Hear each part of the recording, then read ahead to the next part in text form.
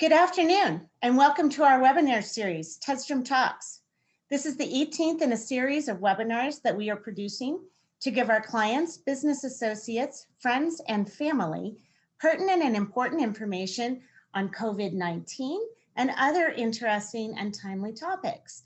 This is our second webinar of 2021, so welcome. Your video and microphones have been muted.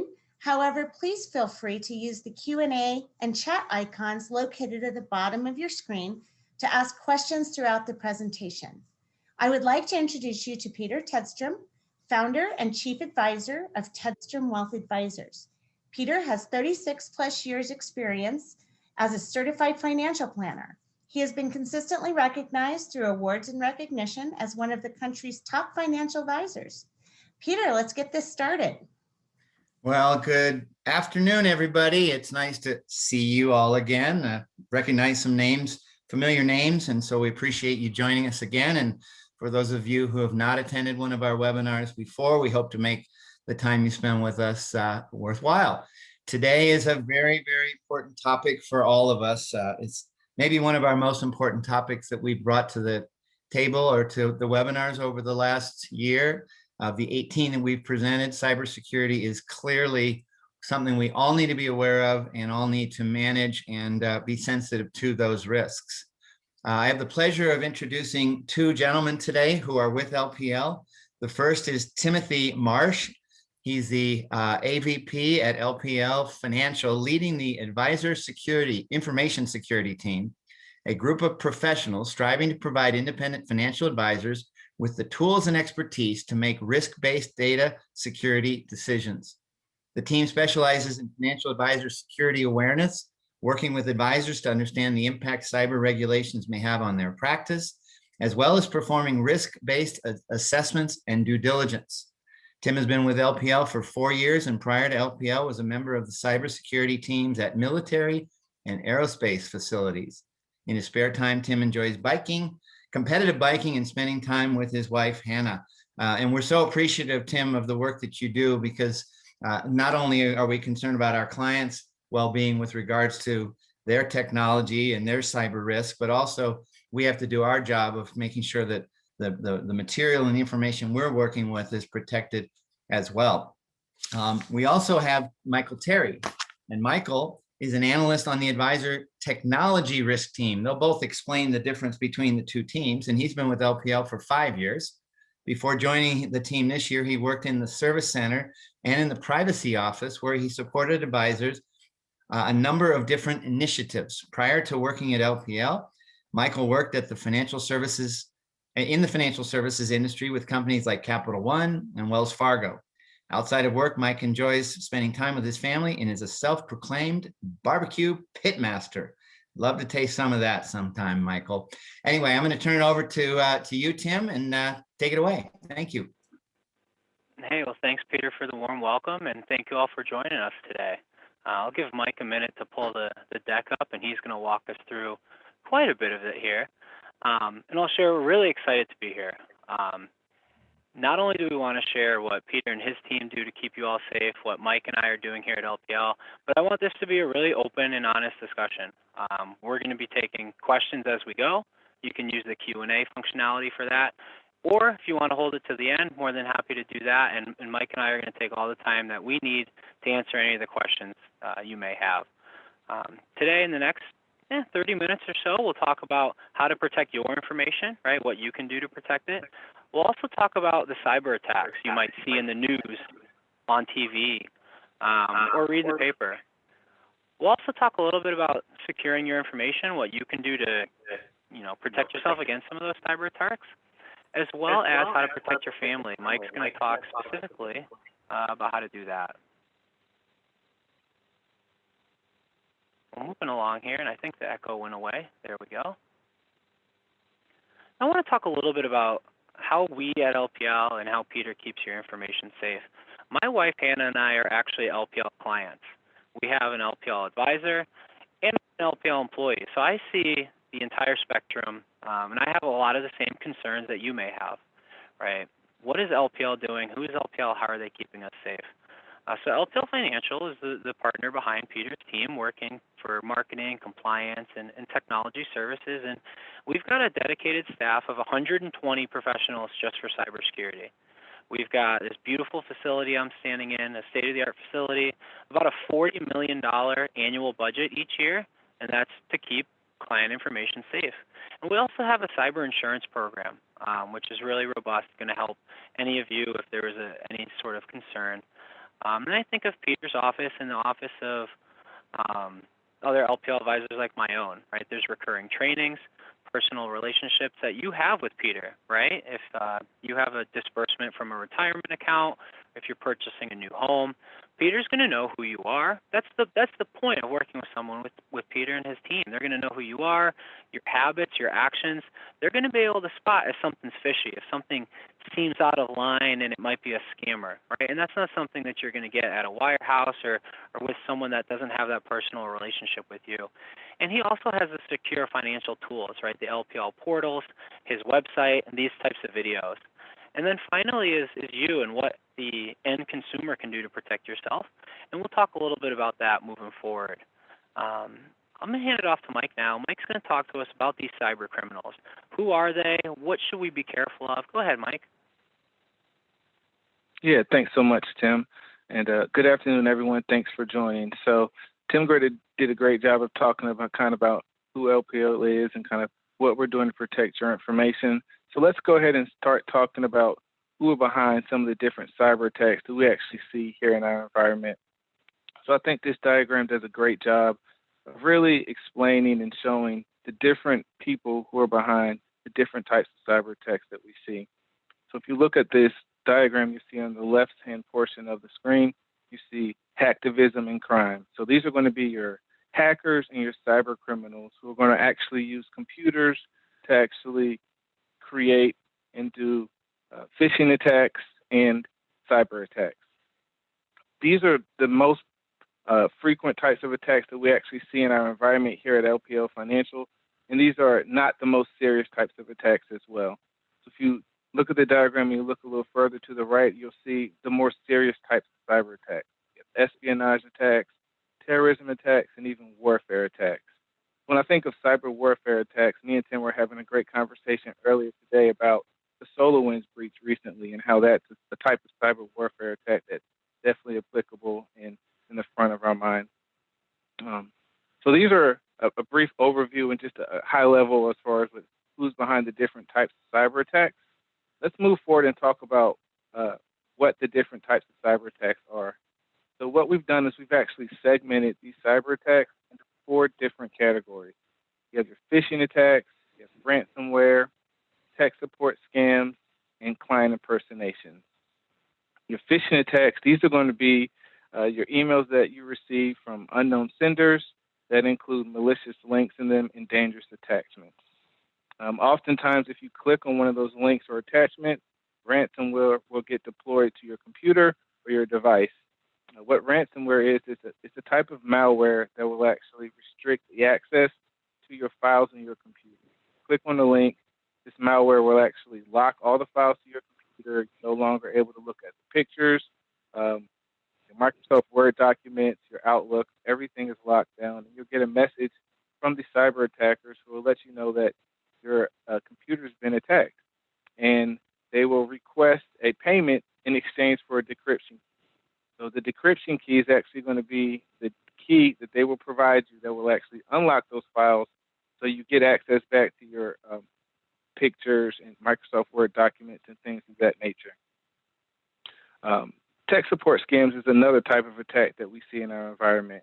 These are coming from cyber criminals who will imitate reputable technical companies.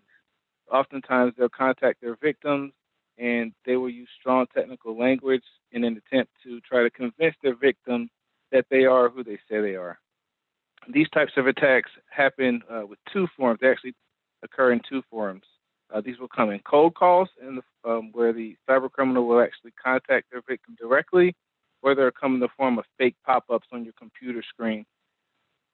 And lastly, we'll talk about client impersonation. So this is something that's definitely applicable to our environment at LPL. These are situations where client's email address has been compromised by a hacker that hacker will actually do some research when they're in the client's email address, search for keywords, look for financial information or sensitive information, and then they'll use what they found to commit fraud.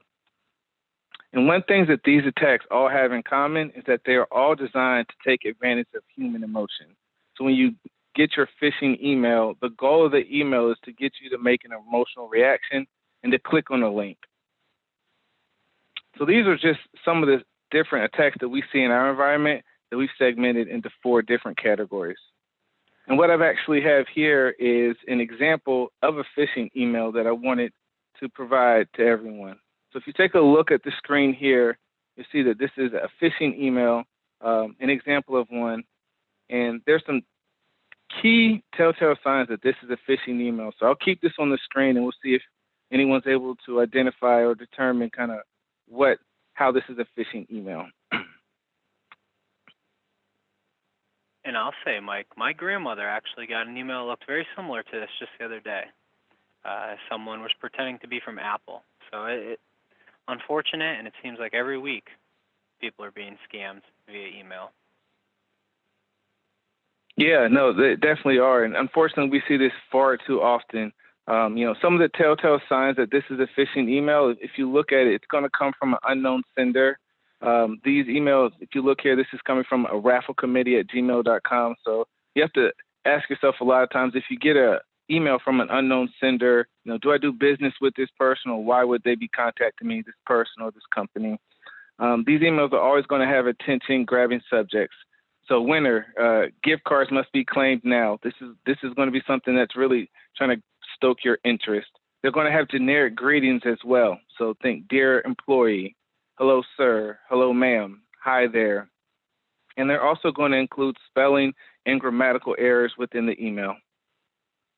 One thing that all these emails will definitely have in common is a sense of urgency within the email as well. You see here, they say click now for your free gift card, and then the link or the attachment. So this is the key to everything. So you see here, this is a spoofed link, and you see the O's in Facebook have actually been spoofed with zeros.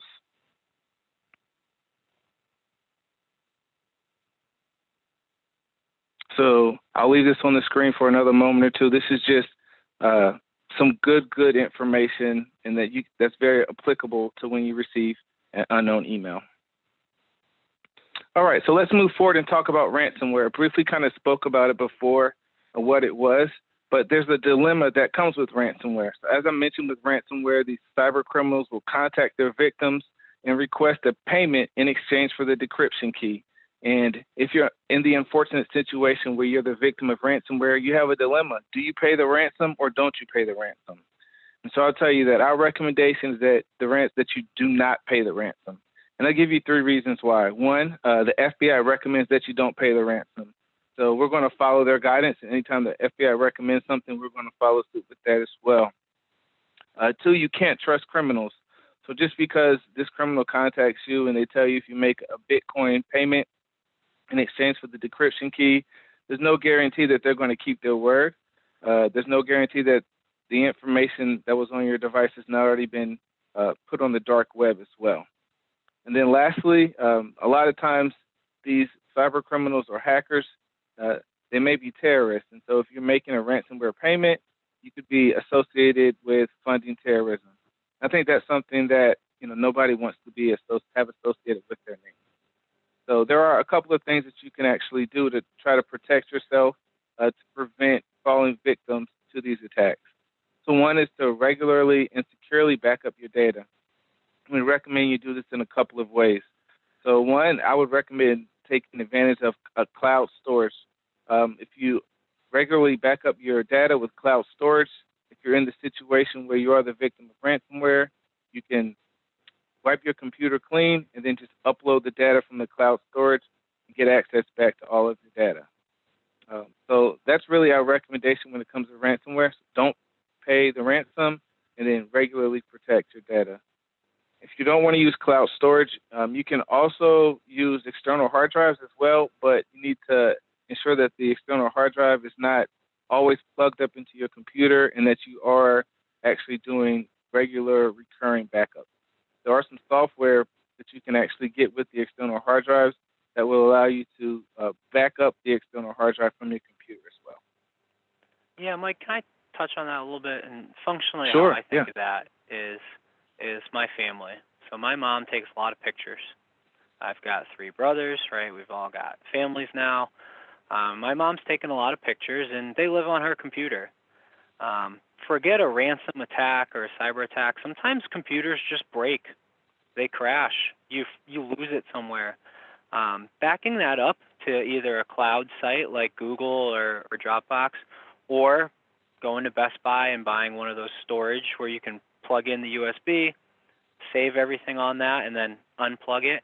That's going to be a best practice, not only for this, but just in general. You always want to have a backup of these electronics just in case something was to happen. Yeah, definitely. Those are great points, Tim. All right. So let's kind of move forward, and we'll talk about tech support scams and client impersonations. We've spoken them before, so I'll just briefly touch on them now. So some things to be aware of when it comes to tech support scams is that these large IT companies, they will never call or email you personally unless you've actually contacted them first to alert them of an issue. So if you receive a call from someone representing an Apple or a Dell, you want to be skeptical of that and proceed forward with extreme caution. Our recommendation would be that you actually contact the company directly. So if you receive a call from someone that says they work for Dell or Apple, disconnect that call and contact Dell or Apple directly to see if there is a legitimate issue. And then with client impersonations as well, we mentioned kind of what this attack was earlier, where cyber criminals will access an email address and then they will pretend to be that client or that person to go ahead and commit fraud. What we have in place at LPL is we actually have some controls in place to try to protect you. And we do this through policy. So we have the advisor compliance manual requires that every advisor speak with their clients before processing any sort of money movement request. And so I know my friends at Tedstrom Wealth, what they'll do is once they receive these types of money movement requests, they're going to contact you directly to make sure that it is you to prevent any sort of fraud or scam from occurring. I'll say Speaking of scam, I'm sorry to cut you off, Mike. One of the most popular scams is at 4:59 on a Friday. You're going to call up your advisor and ask for $1 million for a new home, right? And that seems to be the trick. I've been at a couple different firms now where Friday afternoon emergency scam seems to be it. So that's when Peter and his team are at their highest alert, just ready to make sure no funny business is going to happen. I think it's also important to remind all of our clients who are listening today that there's some things that they have to do, and we have to ask them to do to protect their stuff that might seem like burdensome and slowing something down. And I just want to remind everybody that we're doing it to protect you, and we're doing it because the regulators are telling us that we need to. So sometimes it will slow things down. It might seem like it's a little bit of a hassle, but we're here to just protect everything that we're taking care of for you. Yeah, definitely. That's a great point, Peter. I think the old saying is it's better to be safe than sorry, right? And so we have some checks and balances that we kind of do behind the scenes here to make sure that we're not dispersing money to unauthorized accounts. So that's a good example of some scams on the late Friday afternoon that Tim mentioned. But unfortunately, these cyber criminals, they're hard at work all the time. And so we're seeing more and more different types of scams that are kind of being reported to us and come to our environment here at LPL. So some examples of those scams, you have COVID scams where cyber criminals are taking advantage of the current climate as far as with this pandemic that's currently going on. So last year, it was estimated that there were over hundreds of millions of dollars worth of fraud related to COVID scams that were actually occurring. And unfortunately, those numbers are only going to continue to grow as it appears that COVID is going to be here with us for some time. Something that we see in our environment very frequently are gift card scams. So cyber criminals will actually reach out to their victims and have them to go purchase gift cards, scratch off the back of the gift cards, and then take a picture of it and send it to the cyber criminal, and then cyber criminal will actually be able to use the funds from the gift card. Tax time is coming around, so you have to be mindful of these tax scams that are going to be occurring as well, and then romance scams as well, where cyber criminals will try to create a bond with their victim and commit some sort of financial fraud that way. So there's some things that you can actually be mindful of, and some best practices that you can follow to protect yourself from these scams. First and foremost is don't click on any links or open attachments from any unknown sources.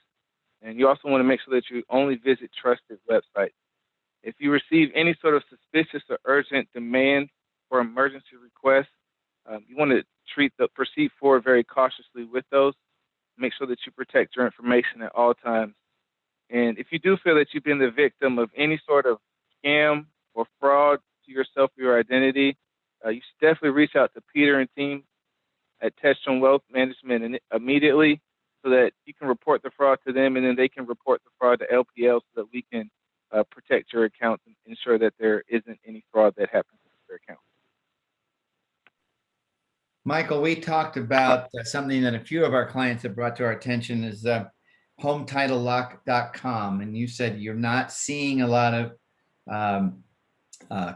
comments or complaints or concerns from clients or advisors around that. What about those people that are concerned? Yeah, so great question, Peter. So yeah, with those home title lock scams, we're not seeing those in our environment a ton here at LPL. We actually kind of reached out to some of our colleagues on the fraud team to see kind of what the volume was for those types of scams that were reported to us here at LPL. And the volume was actually extremely low. It's not really applicable to us here at LPL, so we're not seeing those reported to us. But if you are the victim of it, or you feel like you have been the victim of one of those scams, that's when you're going to want to reach out to Peter and team so that they can contact us, and we'll add the additional layer of protection to your account to make sure it's safe and secure here at LPL Financial. And that's not just inclusive to that home title lock. That's any type of fraud, any type of, if you feel that your identity's been stolen or that your information is not secure, let Peter and team know, and we'll make sure that your information is protected at LPL Financial.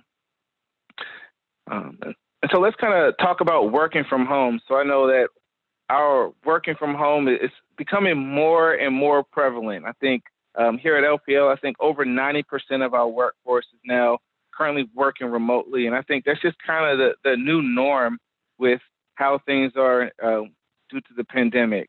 So we have 5 best practices that you can really follow as far as working from home.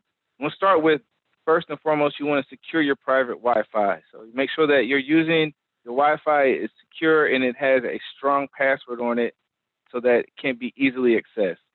You don't want to use public Wi-Fi, but if you are using the public Wi-Fi, we would recommend that you use a VPN with that public Wi-Fi. Also, you don't want to leave your laptop unlocked and unattended while at home. You also don't want to print personally identifiable information or PII unless it's absolutely necessary. And if it is necessary for you to print that information, we want you to dispose of those sensitive documents properly. So I think of a cross-cut shredding that will actually dispose of those documents properly. And then lastly, you don't want to email sensitive documents to personal accounts. This, in some states, this could actually be considered to be state privacy breach, or and it could require client notification. So anytime you have sensitive documents, you want to make sure that you don't email those documents to any personal type of account. Keep that information protected.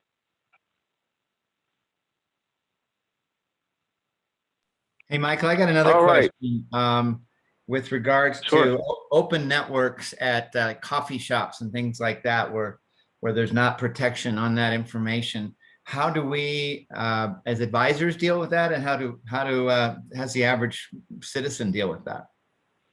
Yeah, great question, Peter. So, that's a real threat, right? You go into coffee shops and you get on the Wi-Fi and it's unprotected, and you don't know who else is in that coffee shop that could be scanning the Wi-Fi and that could have access to your computer and could be looking at what you're looking at. So that's why we actually always recommend using VPN whenever you're actually using a public Wi-Fi.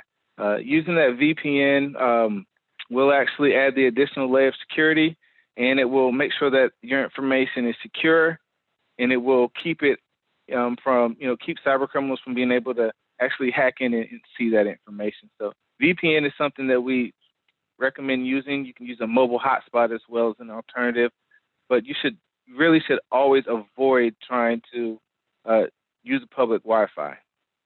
Some of our audience, excuse me, some of our audience may not know what that means by use VPN. Can you explain a little more? Yeah, sure, absolutely. So VPN is a virtual private network. So what that's actually going to do is it's going to secure the information that you're actually looking at on your computer, and it's going to block unauthorized individuals from being able to see what you're seeing. So if I was on a I was at a coffee shop right now, and I was just using, a Wi-Fi without a VPN in association with it, someone could actually go and see what I'm looking at right now on my screen. But with VPN, it would actually ensure that everything would be protected, and you wouldn't have to worry about anyone viewing that information unauthorized. Cynthia has asked, how do you get a VPN? Yeah, so great question. So there are a number of different VPN providers that you can actually get. So you can actually purchase it. I would actually recommend you can just Google what's the best VPN provider. Me personally, I use ExpressVPN at home. So that's the one that I use. It's highly rated and works for me and my family. But it may not be the best fit for you. So PCMag.com, that's PCMag.com, is a great resource that you could actually go visit and just type in what's the best VPN for 2021. And it will actually give you a list of the different VPN services and provide you with pros and cons to each of those as well. That was a great question. Thank you, Cynthia.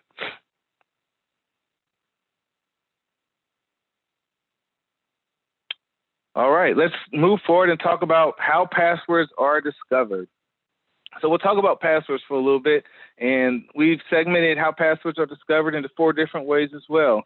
So you have your phishing attacks, data breaches, shoulder surfing, and brute force. So we talked about the phishing attacks earlier and what those are.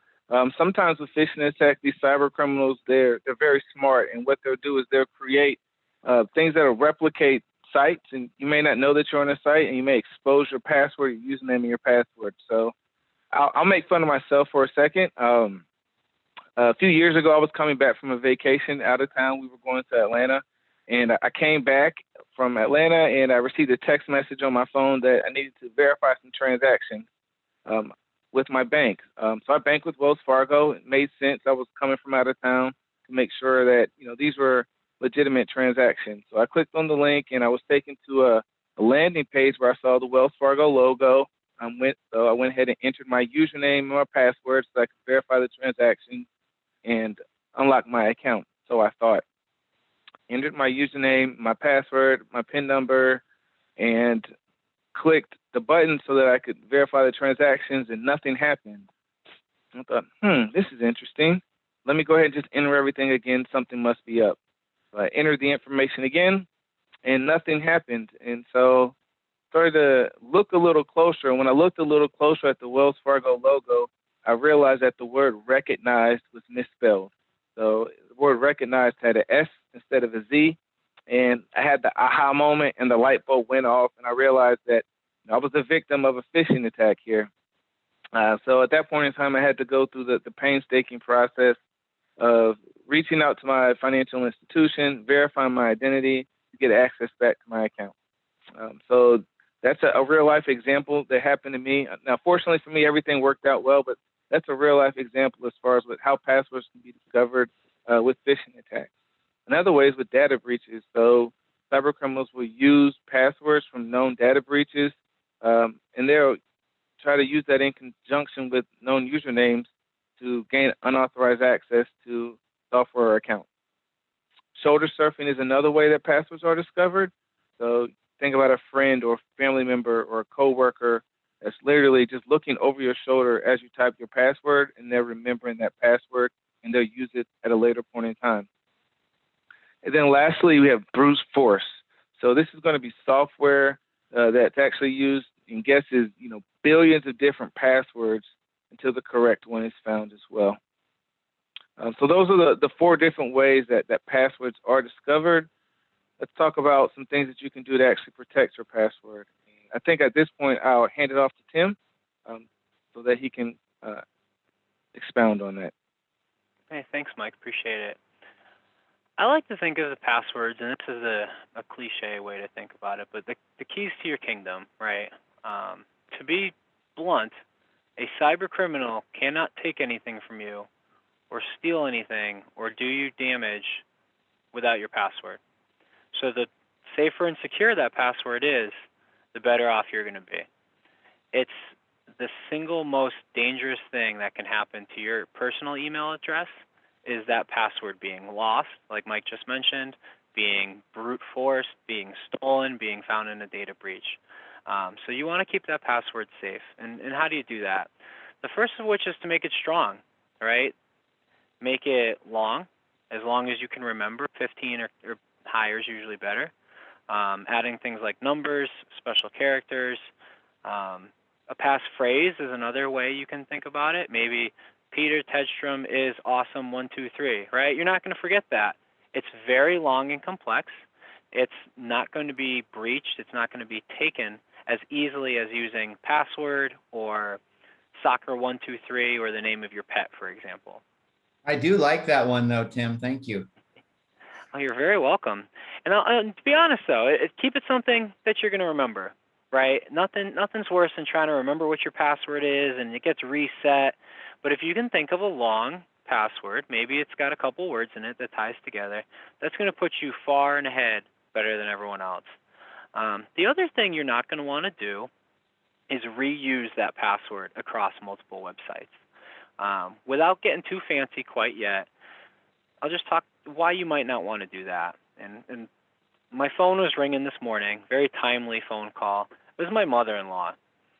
And her password at Wells Fargo, we keep picking on Wells Fargo had been breached, right? Did she give it up? Did Wells Fargo lose it? Was it the victim of some sort of attack? Who knows? But the password that she uses at Wells Fargo was compromised, and there was some funny business going on in that account. Well, and we're all guilty of it. She uses that password on Facebook. She uses that password for her mortgage, right? We talk about titles, using that password at a lot of different sites. And if I'm a cyber criminal and I've got the password to your email, I bet I've got the password to a lot of other things too. So consider having a couple of them that you use in different locations because you don't want to just have one for everything, right? And you're already saying, Tim, that sounds very complex, confusing. How am I going to remember passwords? There's a service called LastPass. There's another Dashlane or some of the consumer brands, but we call them password managers. Ron asks, do you have any comments on password managers like LastPass? Love them. Highly suggest you would use them. LastPass is what Mike and I use. I think it's what no affiliation, to be clear. It's not like Peter and I have a kickback from LastPass. It's just probably the most consumer friendly. It's free for a personal use. You can pay for it if you have a small business you'd like to try and use. But what it is, it's a vault. As I mentioned, you have a big, long, strong password, and LastPass is going to house all these other passwords for you. So when you go to log into Facebook, if you're going to go to log into LPL's account view, if you want to log into your email, LastPass is going to remember that for you. And it's really nice. Other than just auto-populating, there's other things it can do. My phone actually, keep picking up my phone, my phone's been starting to do something through Apple that says, hey, this password's been breached somewhere else. You should consider changing it. I'm not sure if any of you have seen that. And that's something LastPass can do for you as well. It's actually something we do at LPL now. We have, and it's, I'm sorry to my lack of enunciation, it's LAST, L-A-S-T, PASS, P-A-S-S. So it's LastPass. And what it's going to do is it's going to take your passwords and fill them. And it also has some other nice features like telling you, have your passwords been breached at other places? Are you using passwords across multiple sites where you could have a more safe and secure means of doing it? So that's a really nice thing. We can stop and pause here. Any other questions on LastPass or any of these services?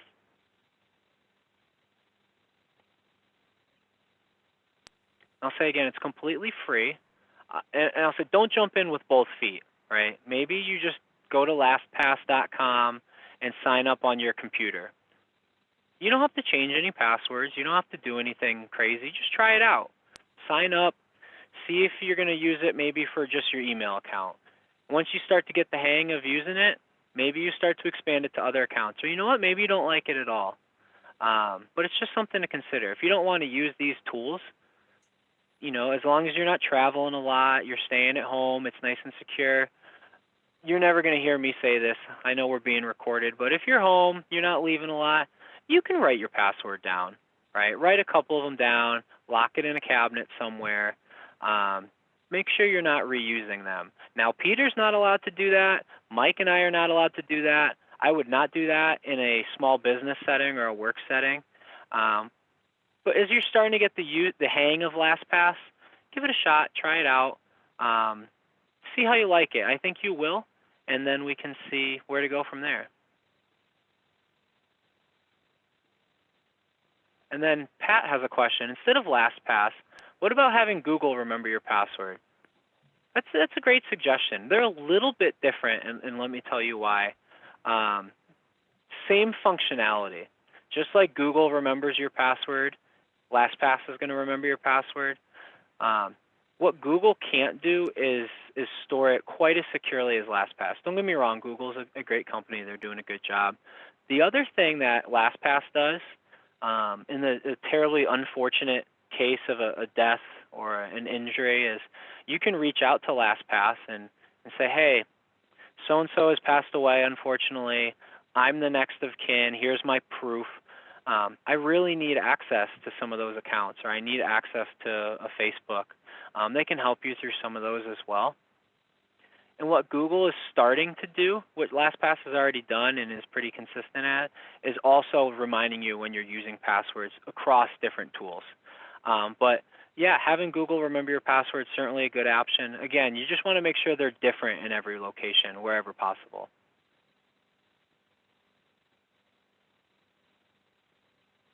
So Mike has a really nice graphic here, and we keep talking about making your passwords different, why they should be long. This really refers to that brute force he was talking about. This isn't someone losing your password. This isn't someone stealing your password. There's gangs of cyber criminals going around the world right now, and they're just guessing your password. They've got really strong computers. They've got enough brain power together where they're just going to try to go and enumerate through everything. Peter Tedstrom is awesome 121. Peter Tedstrom is awesome 122, right? And they're going to do that over and over and over again.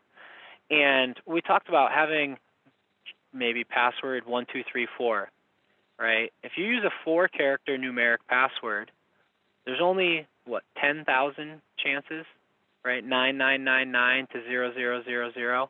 It's not that hard to guess between a 4-digit password. Now when you start adding numbers and letters, for example, now we've got the whole alphabet and all of the digits, right? It starts to add up. And you can see as you start to make your password, longer in length and also more complex with different variables, you start to see here thousands of years, hundreds and thousands of years, quadrillions of years, right? And this is just to show the longer and stronger your passwords are, the better it's going to be. I think at this point, I'm going to give it back to Mike here just to talk about MFA, which is that next step of keeping your password safe. Yeah, thanks so much, Tim. So, as Tim mentioned, keeping your password strong is extremely important. He mentioned the term the keys to your kingdom, and he's absolutely right with that. But having a good, strong password is just the start, right? There's additional things that you can do to actually add additional layer of security to your accounts. And one of those things that we recommend is with multi-factor authentication. So you may be, what is multi-factor authentication? Sometimes it's referred to as MFA. Other places you may see it referred to as 2FA, but essentially what it is, it's an additional authentication step that you must complete before gaining access to an account. So what's an example of multi-factor authentication? If you enter your username and your password to your, if you have Gmail, if you enter your username and your password to your Gmail account, that may get you initial access, but then you set up multi-factor authentication and there'll be a code that'll be sent to your phone. And then what you have to do is you have to enter that code that was sent to your phone as an additional layer of security, and that'll be the second step of authentication, which will grant you access to that the application. So that's what multi-factor authentication is in a nutshell, and it's something that we always recommend that you enable and use where available, because it is an additional layer of security to protect your account and your devices. And that's something that Peter and Barbie and the team have to do when they go to check in on ClientWorks, right? How to check in on you all. That's also something they have to do when they check their email. I think for all of us, right, as clients, we're going to see it the most when it comes to social media, right? We've all seen someone selling sunglasses on Facebook or someone putting some silly messages online that doesn't look like them. Multi-factor authentication could have stopped that. Yeah, those are great points, Tim. And one of the places where we recommend you definitely use multi-factor authentication is with social media, as Tim mentioned, just because there are additional cyber threats and risks that are associated with social media. So we've given 3 of the main best practices, and wanted to just kind of go over those right now. So first and foremost, you want to protect your account. So you want to use strong passwords. We just kind of went over the strong passwords and how to create a strong password, but you also want to limit sharing your location. So one of the things with Facebook is now they always want to know where you are, but we would actually recommend that you don't share your location current time, because if you're sharing your location with where you are, you've just told everyone else where you're not. So it's nice to go and post things and show kind of your trips, and if you're going on trips now or just the different locations that you're going to, we would recommend that you don't actually post it and post it with the location until you're actually back from that trip. Another thing to keep in mind is that what you post online stays online. So you may post something online and in the heat of the moment or have an emotional reaction to something and go to delete it, but just remember that there's no delete button on the internet. So someone could easily take a screenshot, or it could recirculate itself at a later point in time across the internet. And then you have to ask yourself, is this something that you would want your family members or a future employer to see? You also want to limit posting personal information as well. And then lastly, you want to know your friends. You want to make sure that you're only connecting with people that you know. And the reason that you want to do that is because there's just so many different predators, so many threats in today's society. There's nothing stopping myself from creating an account to impersonate another person. So make sure that you only know that your people that you're connecting with, that you don't post any personal information as well. Now let's talk about some best practices on some things that you can do to stay safe with mobile devices. So how safe is your mobile device? Just a hypothetical question for everyone on the line today.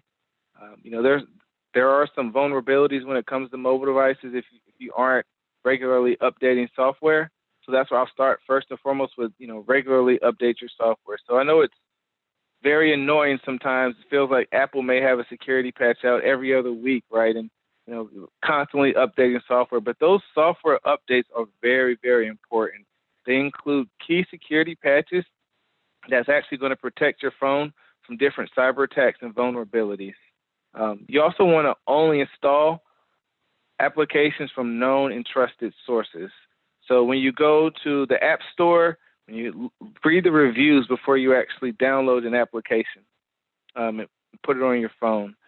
You also want to stay away from newly created applications as well, because those apps may be the ones that may have malicious software embedded in them, and they may not have been vetted out fully yet.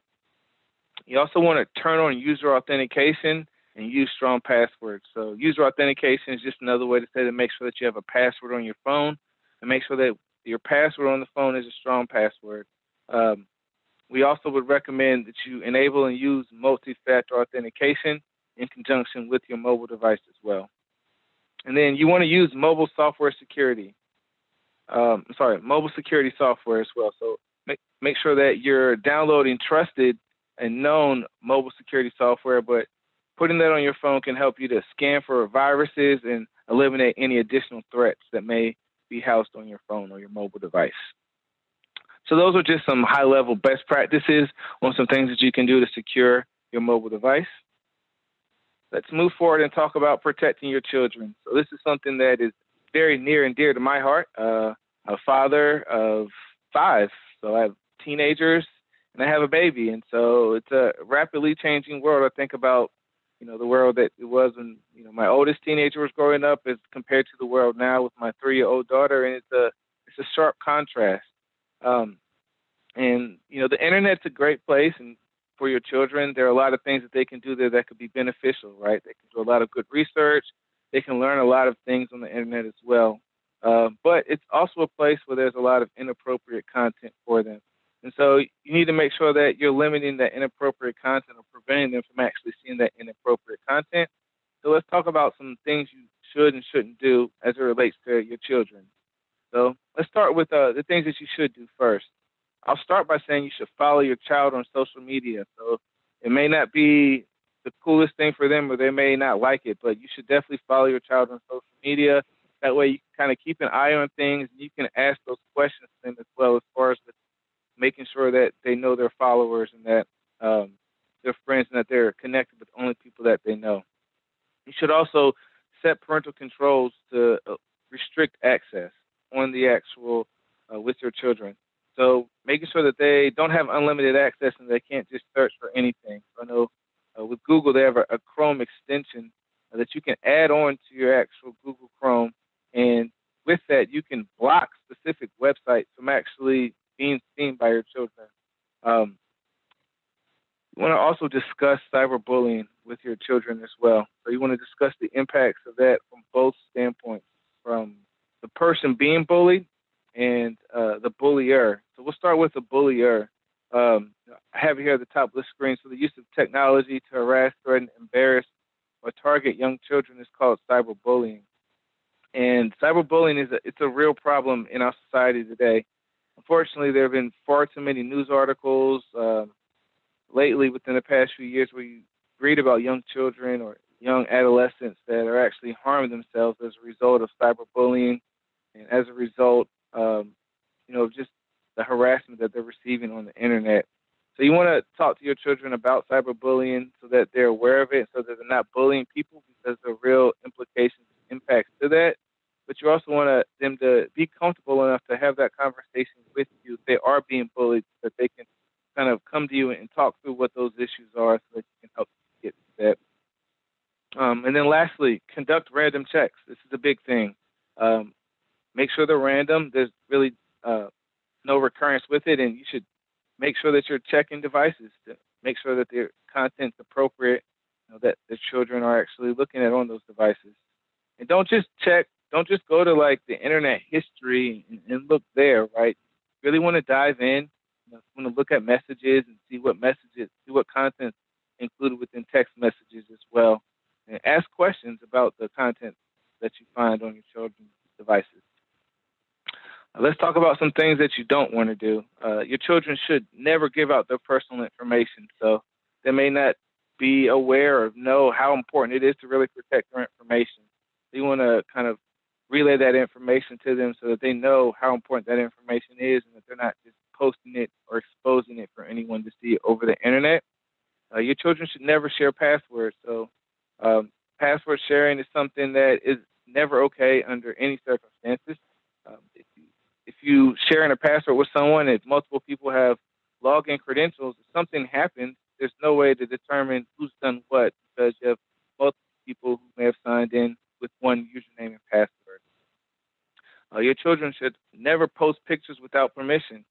I mentioned it earlier. There are a lot of predators in our society today. You can go online and look up, what sexual predators are in your neighborhood or in your area.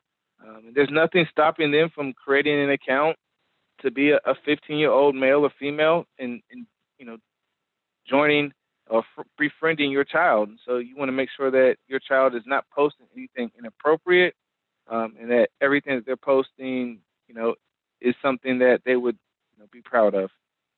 And then lastly, you don't want to have them accept friends' requests from strangers. So this kind of goes along the same lines that we were talking about before. You just don't want them interacting with strangers. You just really don't know who's who in today's society, and you want to make sure that everyone that they are friends with are people that they actually know.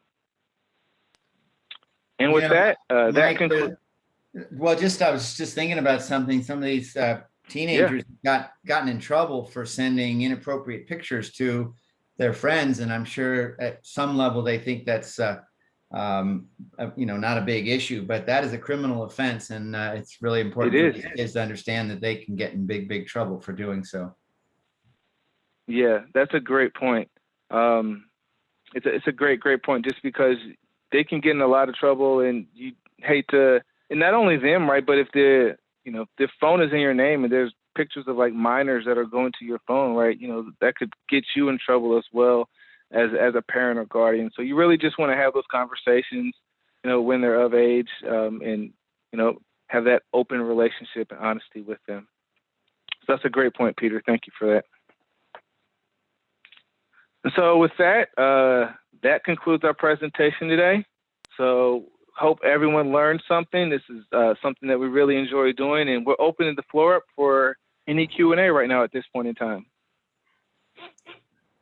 Are there any further questions out there, either through chat or the Q&A that you'd like to ask either Mike or Tim before we thank them and let them go? All right. Well, I assume, guys, if we do have questions that we can throw them out to you even after this webinar. And if something new or interesting comes up that we're concerned about, that we'll be in touch with you to get your advice and guidance on how best to handle it. So we thank you both very, very much for being here and helping us keep ourselves safe, our clients safe, our clients' money safe. So we appreciate you very much. Thank you. Great. Hey, thanks for having us. And if anyone's got any questions throughout the rest of the year, reach out to Peter, and Mike and I would be more than happy to help. So thank you again for having us. Really appreciate it.